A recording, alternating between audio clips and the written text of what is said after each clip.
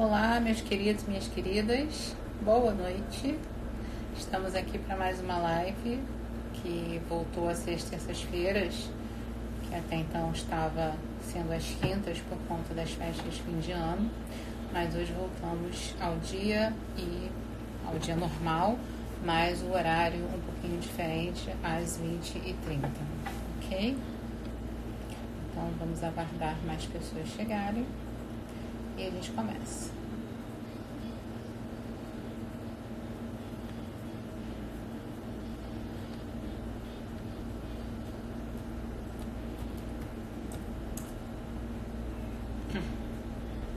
Olá, boa noite, tudo bem?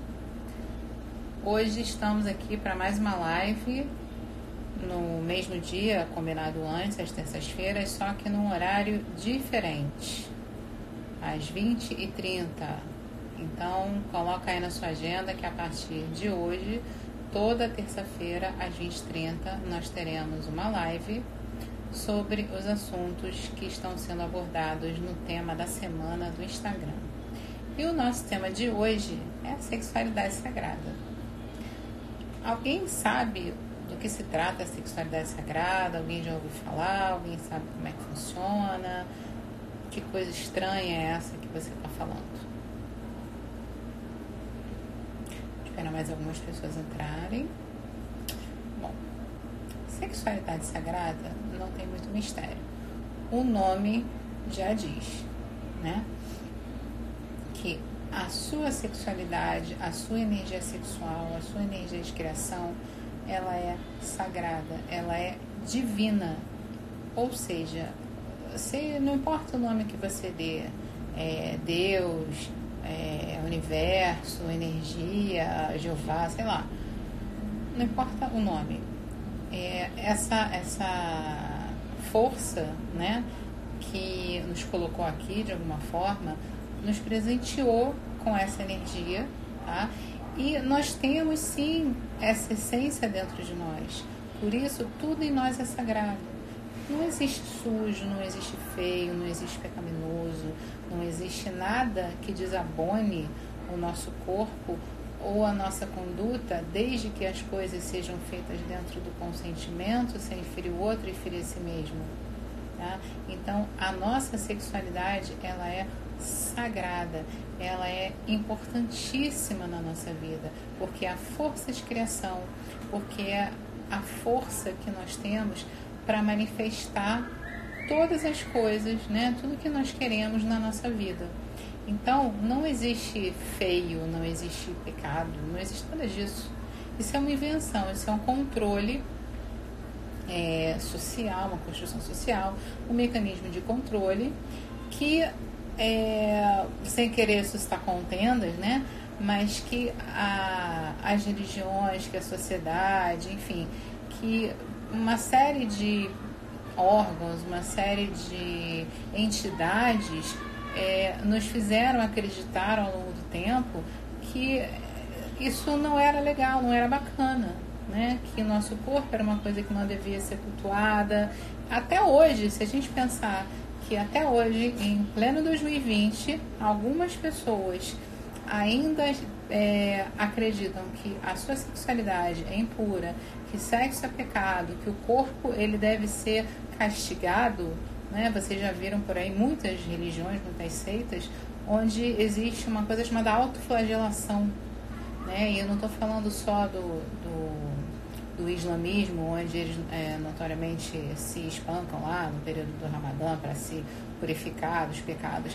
Isso acontece também em algumas religiões, algumas seitas do cristianismo, em algumas ordens religiosas, né? Alguns conventos, alguns monastérios, alguns padres e freiras, que, sobretudo os que vivem reclusos, quando eles têm pensamentos supostamente impuros, né?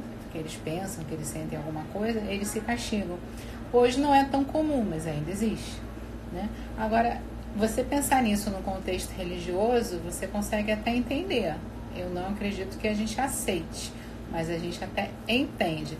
Agora, nós do vulgo, pessoas totalmente comuns, que estamos aqui vivendo 2020, que a gente trabalha, se relaciona, está aqui com acesso à internet, a toda informação, ainda acreditar nesses conceitos é um pouquinho complicado, porque isso bloqueia a nossa vida. Ah, mas como é que bloqueia a nossa vida? Eu não entendi, me explica isso, está confuso. Vou explicar. Primeiro, boa noite para quem está chegando, obrigada pela presença. Eu vou só posicionar quem chegou agora explicando que eu estou falando sobre a questão da sexualidade sagrada e que nós somos todos deuses, né? Nós temos a deidade dentro de nós. E isso eu não estou falando nada de religioso, não estou falando nada de extraordinário, nada que as pessoas já não saibam.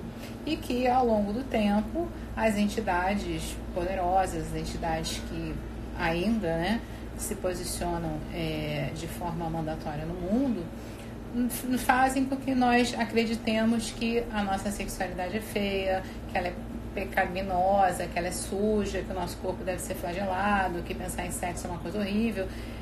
E, gente, não é nada disso. Olha, nós só temos duas certezas absolutas e inquestionáveis nessa vida. Vou fazer uma enquete. Quem sabe quais são as duas únicas certezas que a gente tem aqui na vida? Alguém aí? Não? Ninguém? O pessoal tá tímido, né? Beleza. Então, vou falar. As duas únicas certezas que temos são: primeiro, nossos pais transaram. Fato. Se você tá aí do outro lado da telinha me assistindo, pode crer que seus pais transaram. A não ser que você seja uma pessoa muito jovem, fruto de uma inseminação artificial, ou seja, um bebê de proveta. Mas se você tem mais de 40 anos e não veio fruto de experimento científico, seus pais transaram. Sendo bom, ruim, consentido, não consentido, não importa. Seus pais transaram. Por isso que você engravidou. Por isso que você nasceu. Que a sua mãe engravidou e você está aí do outro lado conversando comigo. E a segunda certeza que nós temos é a morte. Inquestionável. Todo mundo vai morrer. Todo mundo. Eu, você, todo mundo. Muito bem, colocar ali a morte. Todo mundo vai morrer. Isso é inquestionável. Algumas pessoas morrem precocemente, morrem muito cedo, outras pessoas morrem muito velhinhas, né? E ninguém morre de nada. Todo mundo tem uma doença, um acidente, enfim. Não existe uma certidão de óbito escrito morreu de nada. Sempre a gente vai ter alguma coisa, mesmo que seja uma falência múltipla de órgãos devido à idade avançada. Tá?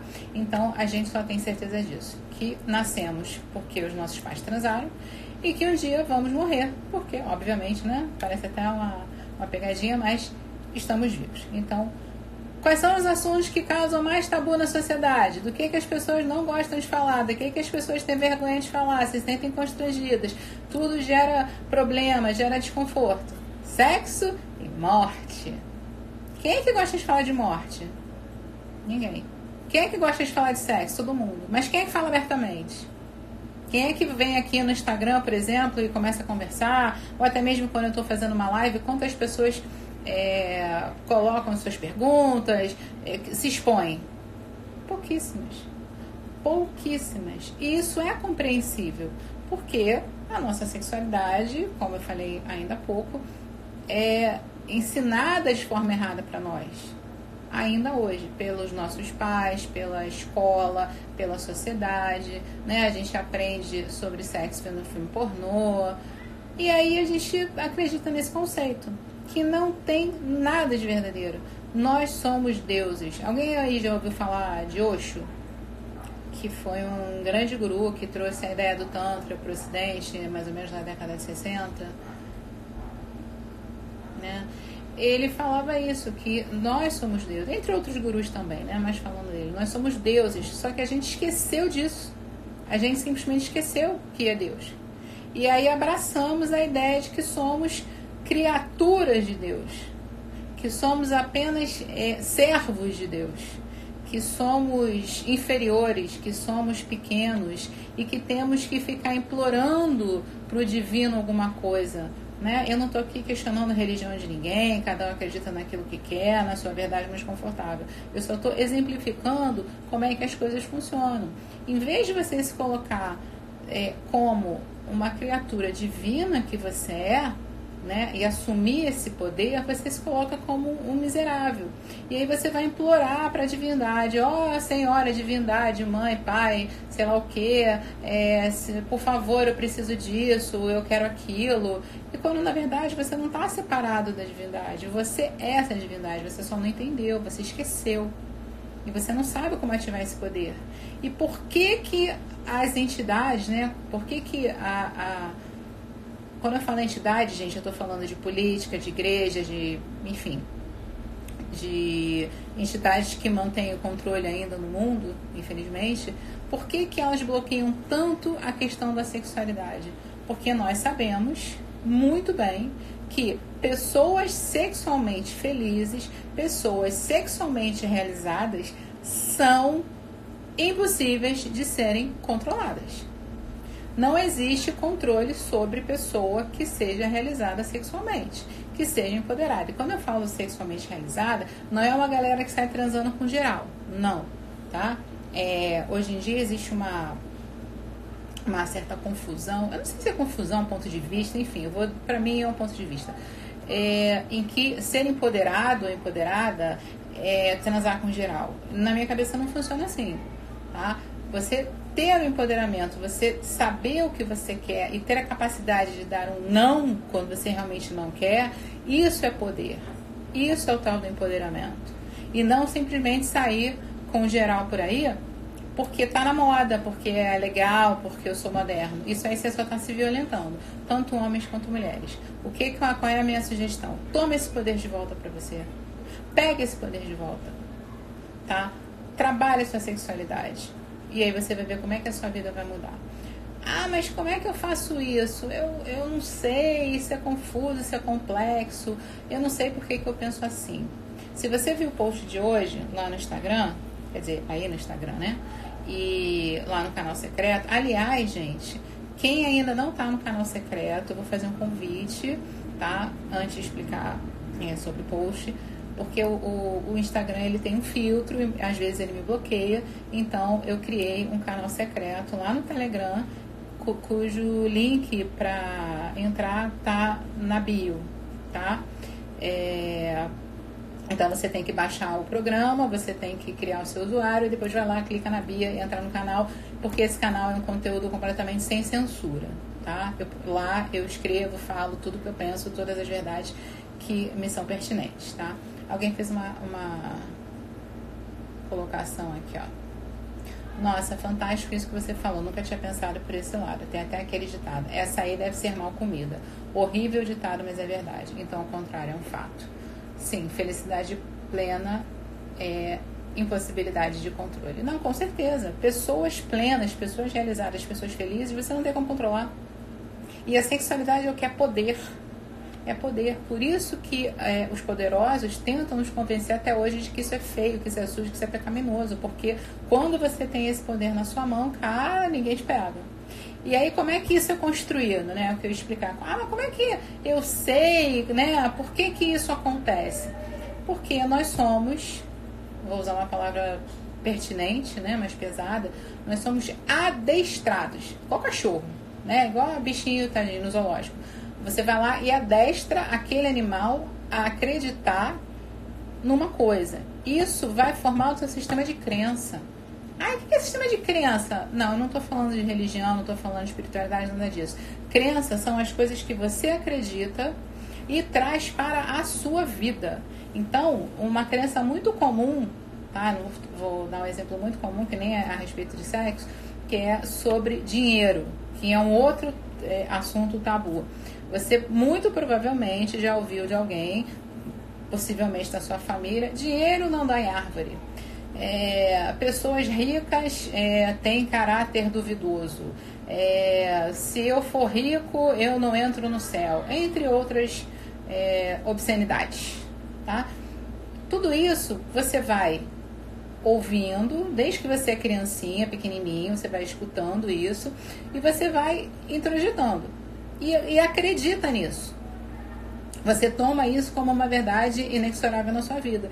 E aí, quando você fica adulto, você começa a acreditar que realmente você precisa trabalhar que nem um cavalo para ter algum dinheiro, que se você for um cara próspero, uma mulher próspera, se você tiver uma vida boa, tiver dinheiro, você não tem bom caráter, porque todo rico é canalha, né? E aí você tem aquela invejinha, assim, do cara que é rico, mas você fala, tá vendo? Deve ser ladrão.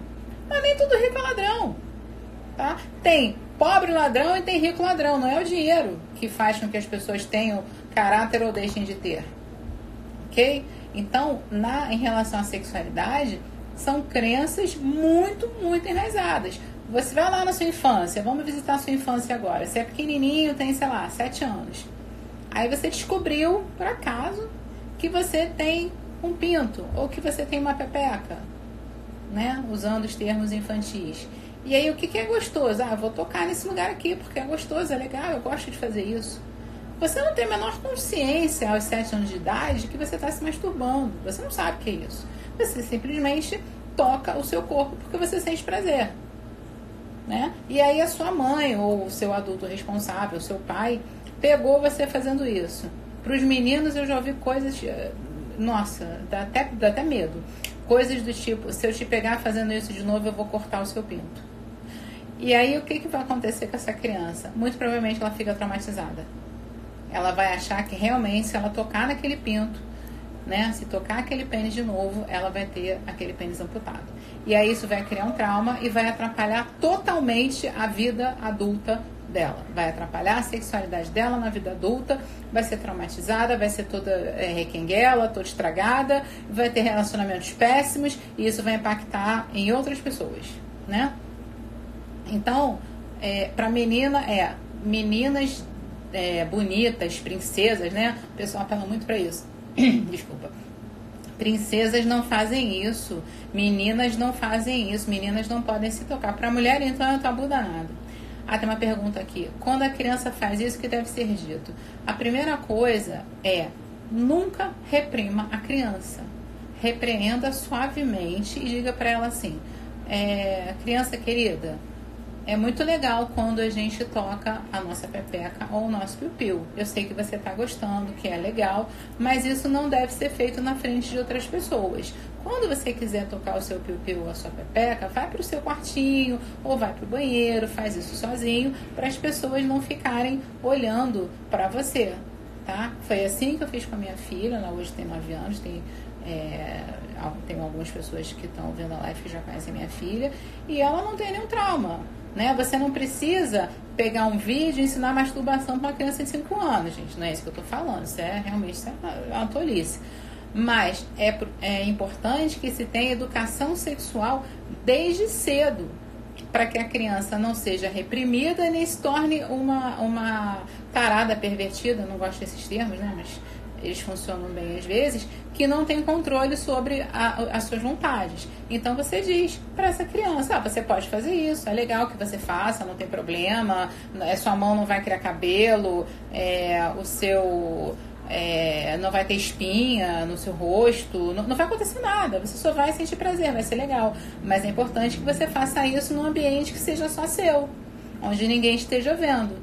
Isso sim é saudável. Por quê? O que vai acontecer com essa criança? Ela vai aprender a se tocar, vai começar a aprender desde cedo o que dá prazer para ela, vai aprender onde e quando ela pode e não pode fazer isso, e vai crescer um adulto muito provavelmente saudável, que quando começar a se relacionar sexualmente com o outro, na hora certa, ela vai ter o autoconhecimento necessário para poder dizer para o parceiro ou para a parceira: eu gosto disso, eu não gosto disso, faça isso, não faça aquilo, que é o que a grande maioria de nós não tem, porque a pessoa não tem autoconhecimento. Aliás, foi o tema de ontem: autoconfiança, autoconhecimento, né, o tema do post, que também é pertinente com essa questão da sacralidade sexual, né? Se você não tem autoconhecimento sobre o seu corpo, nossa, como é que você vai comunicar para o seu parceiro, com a sua parceira, o que você gosta? Complicado. E como é que você vai adquirir esse autoconhecimento? Você vai comprar uma revista feminina ou masculina dizendo lá 10 passos para obter o orgasmo e o prazer? Gente, isso não funciona. Essas dicas podem até ser muito legais, são facilitadoras. Eu dou muitas dicas sobre isso nos meus posts lá no canal secreto. Então, tem dicas muito legais.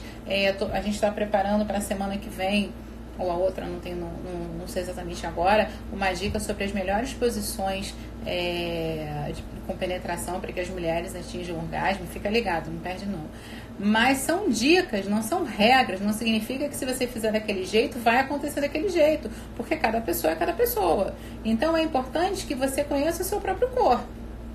Tá? E a partir do momento que isso acontecer, você vai ter o tal do empoderamento para poder falar para o seu parceiro, para a sua parceira o que você gosta e o que você não gosta. Ah, tem um comentário aqui, peraí. Tem gente que pensa que não reprimir é motivar que a criança faça. Não tem nada a ver. Não tem nada a ver. Entendeu? Não, você não deve... Nenhum extremo é saudável. Tá? Nunca um extremo é saudável. Reprimir uma criança não é legal. Tá? Até em outras questões da educação. Né? Tudo bem, eu sou mãe. De vez em quando a gente perde a paciência, dá uns gritos. Né? Normal. Né? Sem julgamento. Mas você não pode chegar para uma criança que está aprendendo sobre o próprio corpo e colocar um bloqueio, um trauma nela, porque ela vai crescer um adulto problemático. Imagina, chega para um menino e fala, se você tocar de novo eu corto seu pinto. Aí ele vai imaginar a tesoura cortando o pênis dele, que coisa horrorosa. Meninas direitas não fazem isso. Pô, mas eu não quero ser uma menina ruim, eu quero ser uma pessoa boa. Só mulheres da vida fazem. Aí já começa a entrar em méritos que não tem nada a ver também. O povo viaja. Não, só mulheres que não são direitas, só mulheres da vida, só prostitutas. Gente, pelo amor de Deus, para, né? Então você não deve nem pirar nessa questão do trauma. E nem incentivar. Vamos lá, filha, agora é a hora da punheta. Vamos lá, 3 vezes por dia, ó. É meio-dia, 3 da tarde e 6 da tarde, sei lá, antes de dormir. Também não é assim, você não precisa disso. Tá? Eu acho, como sexóloga, que é importante que você incentive os seus filhos, as suas crianças, né, as que convivem com você, a ter esse poder. Mas no momento delas. Como é que você vai saber? Você vai saber. No momento adequado, quando você perceber que a criança está ficando curiosa sobre a própria sexualidade, quando você perceber que ela se toca, quando você perceber que ela tem assuntos que já são mais, digamos assim, refinados, que já são mais complexos, vamos dizer assim, para a idade dela. Você fala, mas por que você está me perguntando isso? Porque normalmente uma criança pequenininha, de 5 anos, né? Eu uso muitos exemplos da minha filha. A minha filha com 5, 6 anos perguntou, mamãe, como é que nascem os bebês? Pronto. Pergunta clássica. Aí eu dei um vídeo para ela ver, né? Que foi uma outra minha sexóloga que me indicou e passou. Aí depois ela viu, mamãe, como é que é isso? Não entendi. Aí aprendeu na escola que existe o espermatozoide, que existe o óvulo, que existe a fecundação. Ah, mãe, isso eu entendi. O espermatozoide fecunda o óvulo, aí a barriga da mulher cresce, aí o bebê pode sair pela barriga ou pode sair pela pepeca, né? É isso mesmo, filha, muito bem. Mas como é que o espermatozoide entra lá? Né? Como é que o espermatozoide entra na barriga da mulher, mãe? Aí você vai falar o quê? Então, filha, ele vem voando, né, flutuando pelo éter? Não, gente, pelo amor de Deus, não vamos fazer isso. Você não precisa fazer um vídeo explicativo para uma criança. Como eu disse para minha filha, o menino não. Só quem namora, só quem faz bebês são adultos, pessoas grandes, que não é o seu caso, você ainda é criança. Pessoas grandes, quando namoram de forma diferente de adolescentes, por exemplo.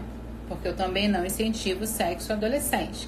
Eu acho que tem que ser tudo no momento adequado, com responsabilidade. Mas vamos terminar a criança. E aí o que acontece? O homem coloca o pinto dele no canal vaginal da mulher. É assim que o espermatozoide entra na barriga da mulher. Pronto. Curiosidade satisfeita, assunto encerrado. Não, porque aí eles se beijaram, aí rolou um clima, aí pô, ele meteu nela, aí... Gente, não precisa. Não tem necessidade, tá? Mas, voltando à questão das crianças, é importante que você dê informação sem mentir, sem fingir e de acordo com a capacidade dela, né? A minha própria filha me perguntou uma vez, mãe, o que é camisinha? Camisinha é uma coisa que o menino coloca no pinto, que o homem coloca no pinto quando ele vai namorar a mulher. Ah, tá bom. Não precisa explicar, pegar uma banana, fazer demonstração, nada disso.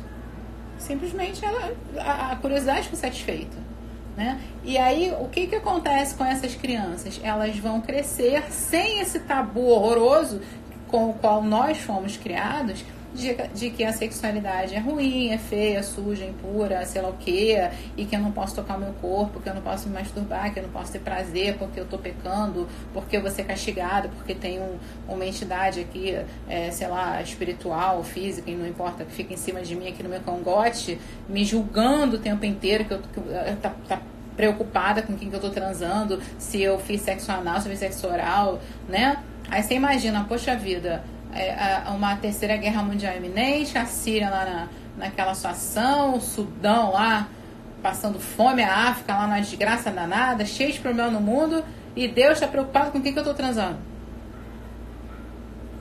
Tudo bem, cada um, né, com a sua crença, mas fica um pouquinho difícil de você acreditar nisso, mas tem gente que acredita. E ainda aí fica utilizando artifícios para fazer com que você acredite que isso é pecado. Por quê? Você vai se tornar uma pessoa infeliz, você vai se tornar uma pessoa sem poder, sem brilho, sem esperança, sem prazer. E pessoas sem prazer são o quê? Escravos. Pessoas que não têm prazer, não estou falando só sexual não, tá? Pessoas que não têm prazer se tornam escravas de outras. E é isso que a gente quer evitar. O meu trabalho é falar sobre sexualidade. É o que eu gosto, é a minha formação principal.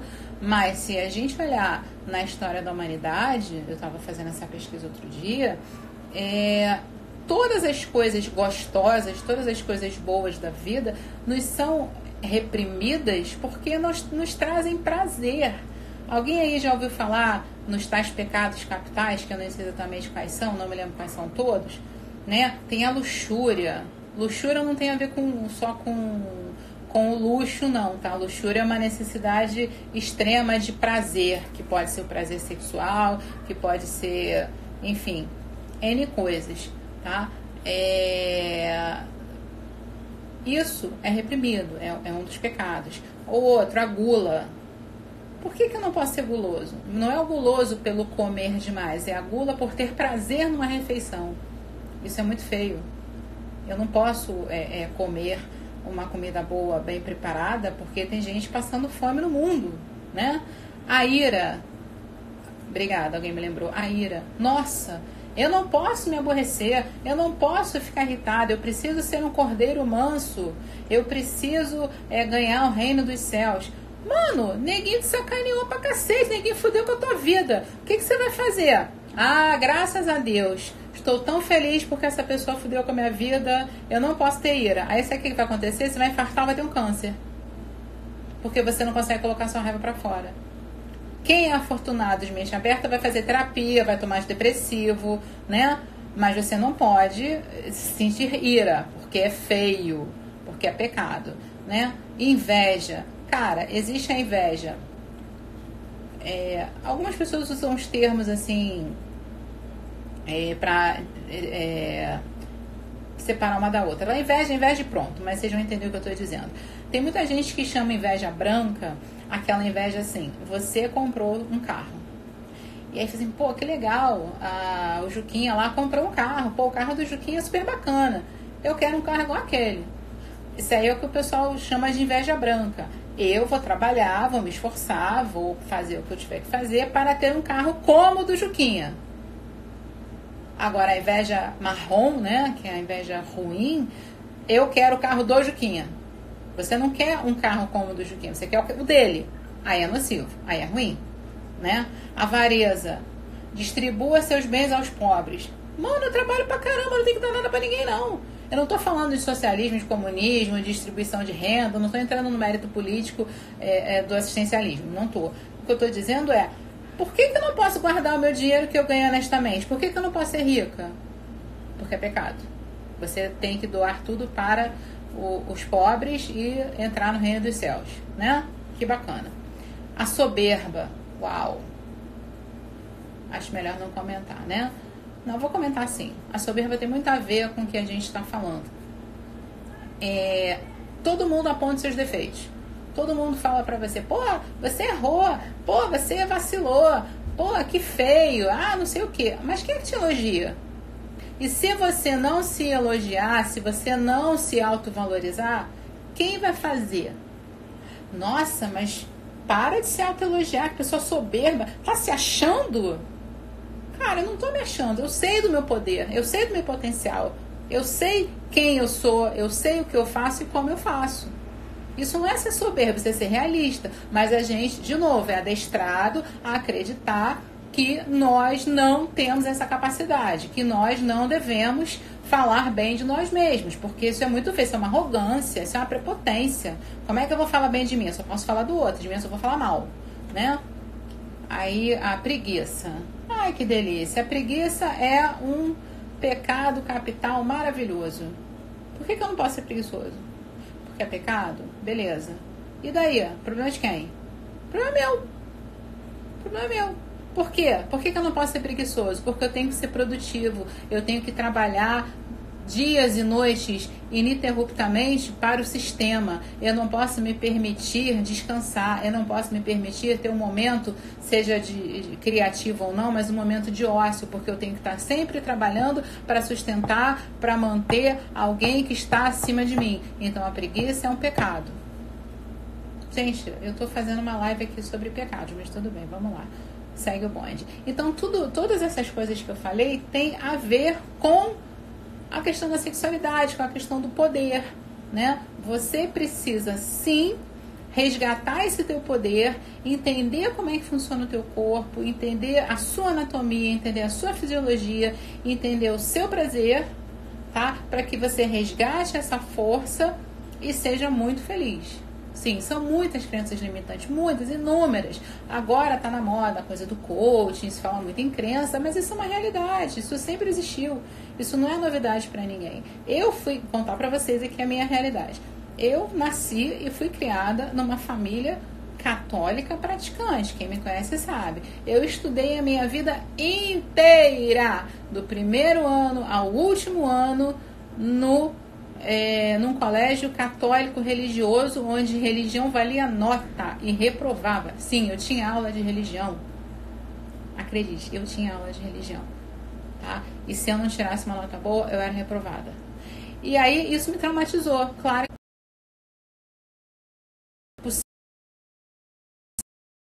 que não é nada disso. Mas, simplesmente, isso me causou um transtorno tão grande na vida que eu virei uma pessoa fanática, uma pessoa traumatizada e tive que fazer muita terapia, tive que buscar muitas coisas para poder me libertar disso, tá? Por isso que hoje eu trabalho com sexualidade, por isso que hoje eu trabalho com crença, por isso que hoje eu ajudo as pessoas a se libertarem dessas neuroses. Alguém fez uma pergunta aqui, como posso resgatar esse poder? Algo que eu possa fazer em casa? Sim. Inclusive no post lá do Telegram eu dei umas dicas. A primeira coisa que eu sugiro que vocês façam é a seguinte: faz uma reflexão, tá? Tira uns minutinhos, fica sozinho, se puder pega um caderno que pode facilitar a sua vida, ou escreve lá no celular, grava um áudio, enfim.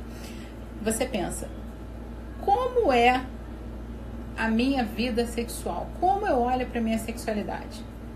Ela é boa? Ela é ruim? Se for boa, se for ruim, qual é a referência que eu tenho? Minha referência é legal, tô feliz, ok. Não, eu não tô feliz, eu não tô legal. Por quê? Você tem que ir sempre atrás dos porquês, né? Os porquês vão te levar até as crenças. E aí você vai entender. Por exemplo, quando eu tinha uma vida sexual muito ruim, eu tinha muitos problemas, eu tinha muitas crenças limitantes sobre religião. Não é o caso de todo mundo, tá? Pode ser só o meu caso ou de meia dúzia de pessoas, mas exemplificando o meu caso. Por quê? Eu achava que toda vez que eu transava com alguém, eu estava pecando, que o Senhor Deus estava ofendidíssimo com isso. Você acha que alguém ia ser feliz transando? Não. Eu transava porque era moda, porque todo mundo transava. Eu tinha namorado, eu tinha que transar com o namorado. Mas toda vez que a gente terminava, ai meu Deus, coisa horrível, preciso tomar banho, vou na igreja me confessar, Senhor, eu pequei, que coisa horrorosa. Isso era a minha vida. Aí eu falei, cara, não é possível que alguém seja feliz vivendo desse jeito. Não tem como, isso é muito ruim, eu me sentia mal. Aí eu comecei, né, isso tem muitos anos, óbvio, Mas eu comecei a pensar em uma série de coisas, de buscar respostas, e a minha dica é essa: busca o motivo que faz você acreditar que é ruim. Busca a crença que está instalada no teu software aí, no teu cérebro. Qual é a tua crença? Né? O que faz com que você acredite que isso é ruim? O que faz com que você acredite que a tua sexualidade não é legal? É uma crença religiosa? É uma crença política? É uma crença social? É uma crença cultural? É uma crença herdada da sua mãe, do seu pai, das pessoas que tomaram conta de você? Você acreditou na pornografia que você viu como é que chama? Na internet, e aquilo te frustrou, te decepcionou, porque você criou expectativas e aquilo não é real, né? Eu falo quase sempre nas minhas lives, eu falo sobre essa questão da pornografia, porque a gente também aprende sobre sexo no filme pornô, e aquilo não é real. Isso só causa o quê? Frustração, decepção, problema, dor, né? É uma porcaria. E aí você vai identificar essas crenças. Se você identificou e acha que sozinho consegue se retrabalhar, cara, show de bola. Se você acha que você não consegue, procura um profissional adequado. Pode ser um psicólogo, pode ser um psiquiatra, pode ser um sexólogo, pode ser um coach, depende, né, da tua possibilidade. Mas enfim, procura alguém para te ajudar, porque muitas vezes a gente não consegue sozinho. E até mesmo se você não conseguiu identificar suas crenças, você pode procurar alguém para se tratar. É importante, porque você vai levar isso para o resto da sua vida, e não só para a sua vida, você vai atingir todo mundo que está ao seu redor. Você vai fazer com que esse padrão se repita nos seus filhos, se você tiver, nas pessoas que convivem com você, todo mundo que transita na tua órbita. Você vai ficar exalando, né? Você vai ficar repetindo esse padrão, e as pessoas vão se contaminar também, né? Vocês já devem ter ouvido uma frase, eu não me lembro se foi do Tony Robbins, enfim, um famoso desses qualquer, que diz o seguinte: você é a média das 5 pessoas com as quais você convive. Então, observe também as pessoas que transitam na tua órbita, como elas te influenciam, qual é a conversa delas. Cara, não tá legal, é tóxico. Pô, pula fora. É impossível de pular fora. Minha mãe, meu chefe, meu marido. Então, vai buscar uma terapia, sabe? Vai fazer alguma coisa para que você se blinde. Se são pessoas que você não pode se livrar, você tem que pelo menos se blindar para não se contaminar com essas crenças dessas pessoas, tá? Agora, se um amigo, meu marido, namorado, mano, tchau, beijo, fui, tá? Você não precisa ficar se sujeitando a isso, né? Crenças comuns: mulher direita não transa no primeiro encontro, mulher que presta não faz sexo anal, isso é coisa de prostituta. Mais crenças. Essa já tá passada, tá? Graças a Deus. Mas ainda tem muita gente hoje que faz isso. Mulher é obrigada a casar virgem. Gente, sem comentários. Então, são essas crenças que levam a gente a esse lugar de dor, decepção, de frustração, e que a gente tem o nosso poder retirado, que a gente não vibra, que a gente não é feliz. Então, começa por aí, identifica essas crenças, procura um profissional, né? Se tiver alguma dúvida, pode falar comigo no direct, chama no WhatsApp. Quem acompanha sempre as minhas lives, quem me acompanha no Instagram, quem não me conhece ainda, sabe que eu tô sempre disponível, sempre respondo tudo que me perguntam. Claro, às vezes demora a responder, enfim. Mas eu tô sempre ativa, tô sempre participando, porque o meu trabalho não é só atender clientes, não é só fazer workshop. O meu trabalho é ajudar a mudar a mentalidade das pessoas em relação à própria sexualidade, em relação à questão do sexo, é fazer com que as pessoas entendam que isso não tem nada de feio, não tem nada de pecaminoso, não tem nada de horrível, que você pode sim ter uma sexualidade plena, ter uma vida sexual muito saudável, muito prazerosa, e você não vai para o inferno por causa disso. Tá? Acredita em mim, de verdade, eu garanto, tá? La garantia soy yo. Eu garanto, você não vai queimar no mármore do inferno se você for feliz sexualmente, tá? Agora, eu gostaria muito que vocês perguntassem, que vocês interagissem, né? Coloquem aí os seus questionamentos, as suas perguntas, o que vocês querem falar, Pois é, eu sou engraçadinha, né? E eu vou ter muito prazer em responder, tá? Pra vocês sobre essas questões. Claro que eu sei que é um pouquinho... Ih, gente, tô toda torta aqui. Eu sei que para muitas pessoas ainda é motivo de constrangimento falar sobre isso, mas pode perguntar, gente. Aqui não tem julgamento, não. Nem aqui, nem em lugar nenhum.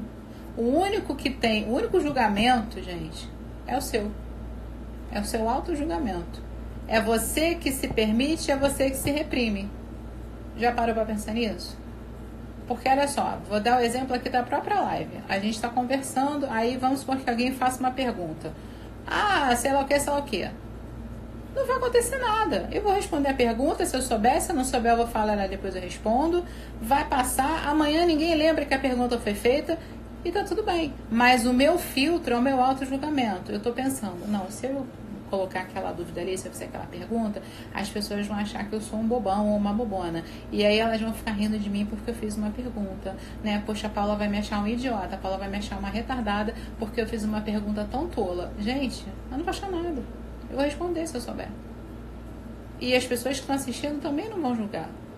Aqui não é lugar para julgamento. Aliás, nem aqui nem lugar nenhum, tá? Estou dando exemplo daqui. Então, deixem essa vergonha de lado, deixem esse medo de lado, interajam. Eu sei, claro, eu tô aqui do outro lado e é muito mais fácil falar, até porque, né, é o meu trabalho. Mas é uma dica. E em tudo na vida, pergunta. Se expõe. Devagar, com medida, né, no seu tempo, no seu limite, mas se expõe, põe a cara no sol. Se você não fizer isso, você nunca vai sair do lugar. Tem um ditadinho das antigas, né, quem não morre não vê Deus, não é isso? Se você não for lá e tentar, você nunca vai saber. É a boa e velha história, o não eu já tenho.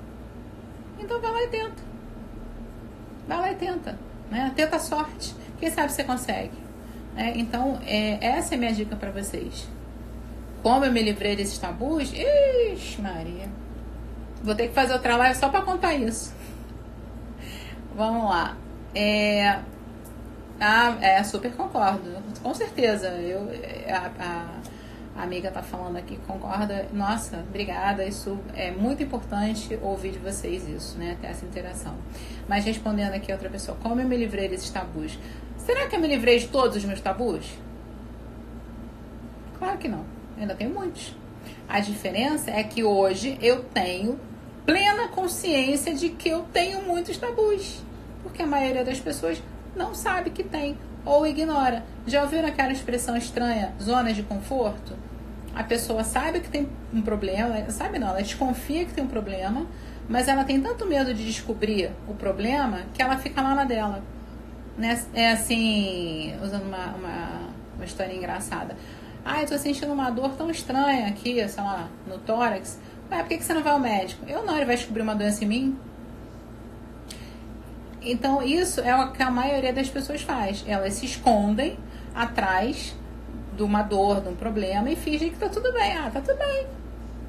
Quando a pessoa diz que tá tudo bem, tá tudo bem. Ninguém mais vai poder tirar de você isso. Né? Se você acha que tá bem, você tá bem. Agora, se você acha que não tá legal, busca ajuda. E como é que eu me livrei? Eu entendi que eu não tava bem.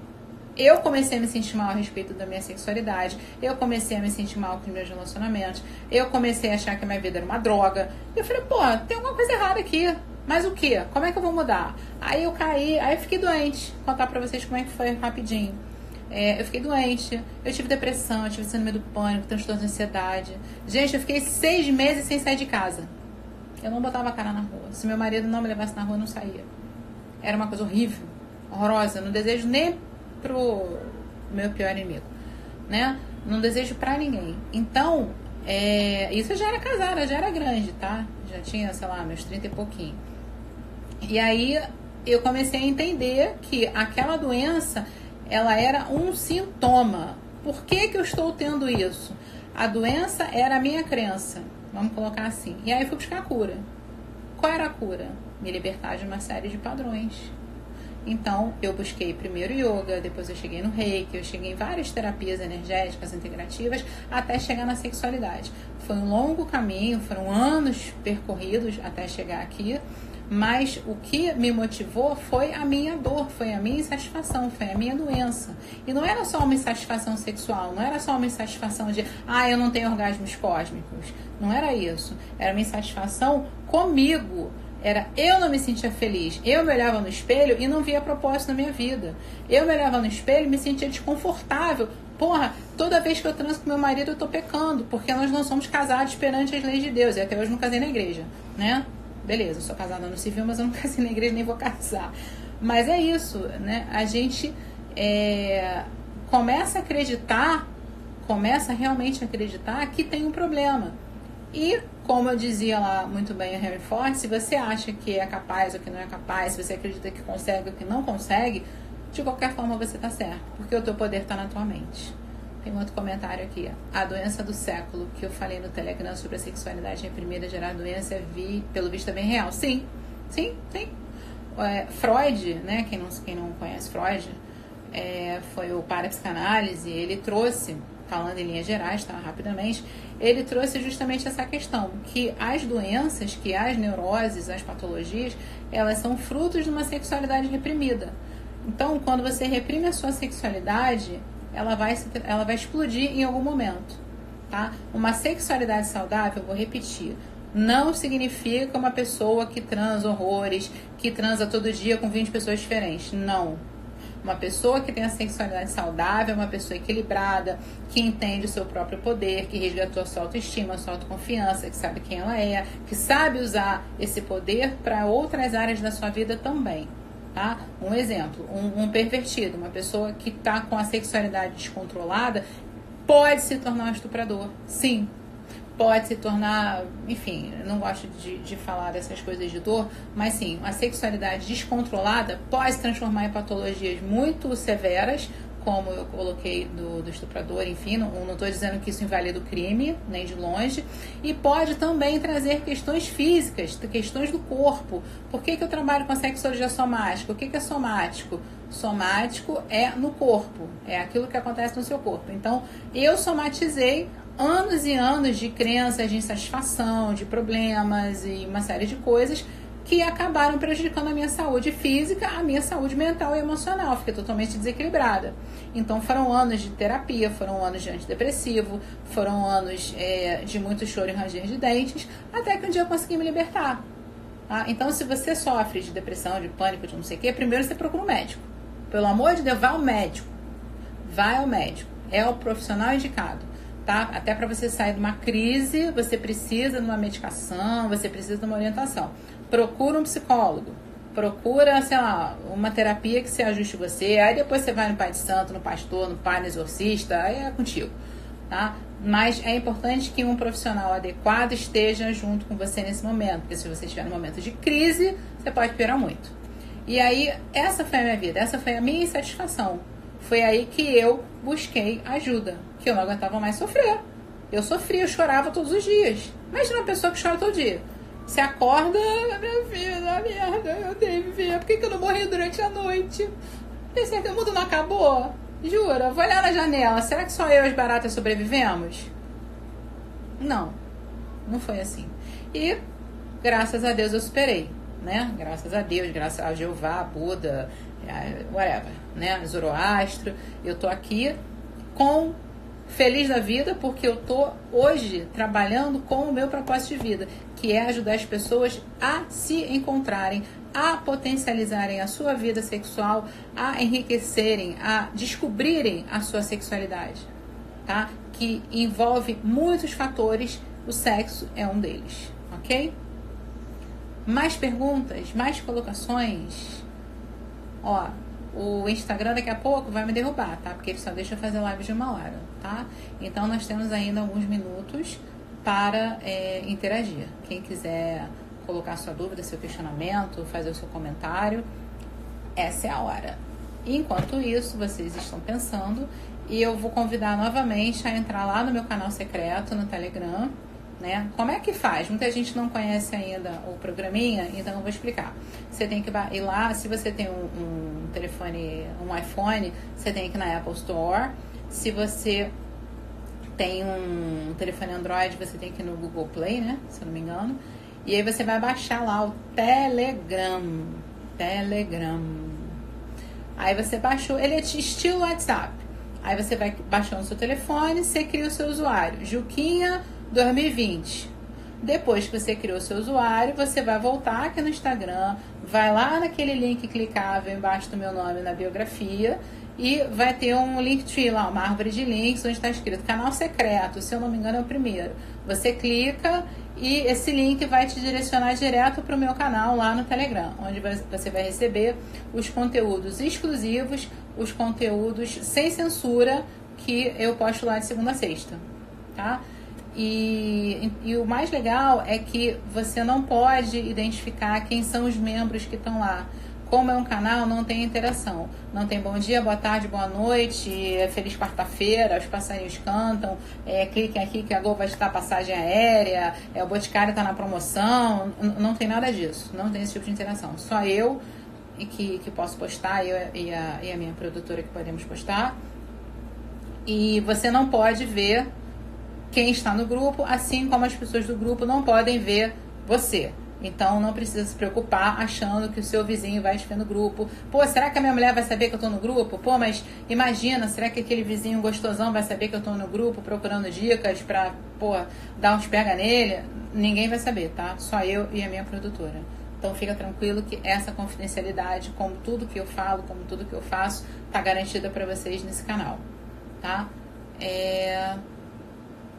Obrigada, muito obrigada. Parabéns pelos esclarecimentos, obrigada por se abrir. Gente, muito obrigada mesmo por vocês estarem aqui.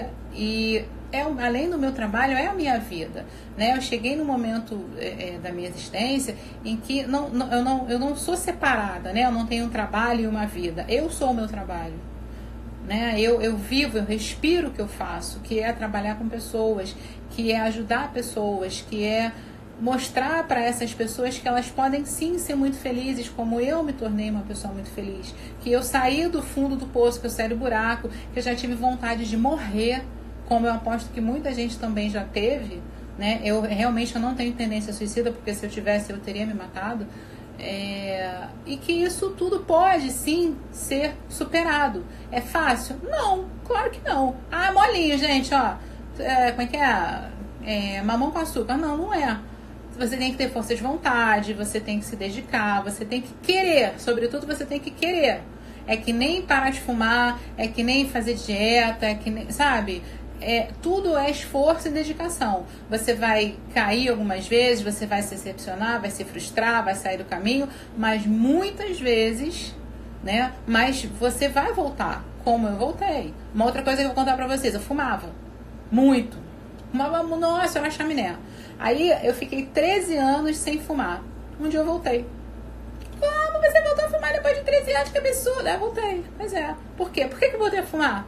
Porque eu tive uma recaída de pânico. Eu tive uma recaída de depressão. E aí a primeira coisa que eu fiz foi, quero fumar um cigarro. Porque o cigarro alivia a ansiedade, né? Por favor, não fumem. Isso não é legal. Não é bom. Não fumem. Mas eu tô aqui abrindo meu coração. E aí eu fiquei mais um ano e meio, mais ou menos, fumando. Até que eu falei, cara, não dá. Cigarro faz muito mal. Muito mal. E aí eu parei de fumar. De novo. Agora eu tô há 17, quase 3 anos sem fumar. Nossa, mas como é que você conseguiu? Eu quis. A primeira coisa foi, eu quis parar.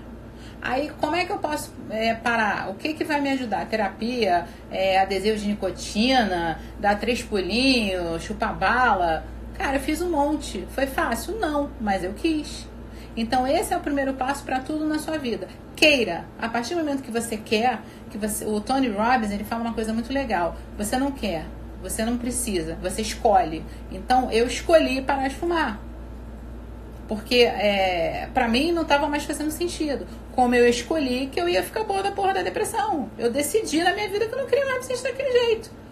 Ah, foi um processo de 2 meses? Não, foram anos. Muitos anos. Muitos anos de idas e vindas e recaídas e tarja preta, tarja vermelha, tarja roxa, tarja verde, né? Tanto remédio que eu já tomei que muitos me fizeram bem, muitos me fizeram piorar mais ainda, até que eu conseguisse acertar com um que me fizesse sair da crise. e começar a superar efetivamente as coisas, mas sempre com orientação médica, sempre com um profissional adequado. Não façam isso sozinhos, tá? Se você está se sentindo mal, se você realmente acha que tem um problema, busca ajuda adequada. Não banco curioso. Ter uma doença, ter uma disfunção qualquer, né, sobretudo uma coisa emocional ou um desequilíbrio químico, não use automedicação. Não é igual a ter uma dor de cabeça e tomar aspirina, tá? Não façam isso. E vencer as crenças sobre a questão da sexualidade, gente, é foda. Desculpa a expressão, mas é fácil, não é foda. Concordo, eu sei que é. Mas é preciso. Vocês não querem séria frustração? Vocês não querem séria decepção? Vocês não querem melhorar de vida? Vocês não querem ser mais felizes? Pô, pelo amor do guarda. Uma pergunta aqui. Você é sexóloga? Sou sexóloga. Como é que... Olha, eu sou sexóloga, eu sou coach, eu sou terapeuta tântrica, eu sou reikiana, eu sou mestra de reiki. Como eu trato essas travas sexuais? Cara, tem muitas formas de tratar. Vai depender muito da demanda que a pessoa me trouxer. Não dá para dar uma fórmula assim, isso eu trato assim, aquilo eu trato assado. Por exemplo, uma pessoa que tem um homem, né? Um exemplo bem prático. Um homem que tem uma disfunção erétil, ele pode ter uma disfunção erétil por várias causas. A grande maioria das vezes é por uma questão de ansiedade. Então eu ensino essa pessoa a respirar, eu ensino essa pessoa a controlar a sua respiração, a controlar a sua ansiedade, né? Isso se for uma questão inorgânica, tá? Se não for um problema físico. E eu uso técnicas de massagem com ela, etc. Agora, todo mundo é igual? Não. Tem gente que tem disfunção erétil que não é só uma questão de ansiedade. E aí eu vou trabalhar... Por exemplo, tem uma questão de vergonha, né? Já aconteceu comigo. Um cliente tinha disfunção erétil por vergonha. Como é que você fez? Eu comecei com a massagem anal. Pois é. Porque no caso dele, a trava estava no ânus. São questões de psicologia, de psicanálise, enfim, uma série de coisas que eu estudei para poder, ajudar as pessoas nesses aspectos. Então não tem uma fórmula pronta. Isso eu trato com isso e aquilo eu trato com aquilo. Depende da pessoa. Tratar pessoas com questões emocionais, psicológicas, questões de sexualidade, não é igual tratar gripe, igual tratar uma virose, sei lá o que. Você não vai dar um remedinho, vai falar, olha, toma isso aqui durante uma semana, 3 vezes ao dia, de 8 em 8 horas, que você vai melhorar. Não. É um esforço conjunto, né? É um trabalho que eu faço, mas sobretudo eu dependo da pessoa que está se submetendo ao tratamento. É muito importante que esta pessoa queira, que ela faça todos os deveres de casa que eu passo, né? E que ela esteja presente no tratamento. E estar presente não é só o corpo não, é a alma também, tá? Porque tem gente que vai ficar lá no corpo e a alma vai passear no shopping, sei lá onde. Vai tomar cerveja na esquina. Ok? Gente, o Instagram vai me derrubar daqui a pouquinho. E eu quero, antes de cair, antes de encerrar, eu quero agradecer muito a presença de vocês. Essa live foi muito legal, muito... todas são, né? Foi muito bacana. E eu quero realmente agradecer a todo mundo que prestigiou, todo mundo que passou por aqui. E dizer que ela vai ficar disponível por um dia no meu Stories. E vai subir pro YouTube depois, tá? Vai estar lá disponível no YouTube para quem não conseguiu assistir. A gente vai colocar lá possivelmente hoje ou no mais tardar amanhã, tá? Se vocês tiverem dúvidas, perguntas, questionamentos, ameaças de morte, chamem no direct, chamam no WhatsApp, mandam uma mensagem, enfim, que eu tô disponível aqui para ajudar todo mundo, tá legal? Muito obrigada, boa noite. E que o divino, seja ele o nome que tenha, seja a forma que vocês queiram dar, como vocês olham para ele, esteja sempre com vocês. Somos deuses, ok? Nós somos deuses, você também é, tá? Beijo e até a próxima. Valeu!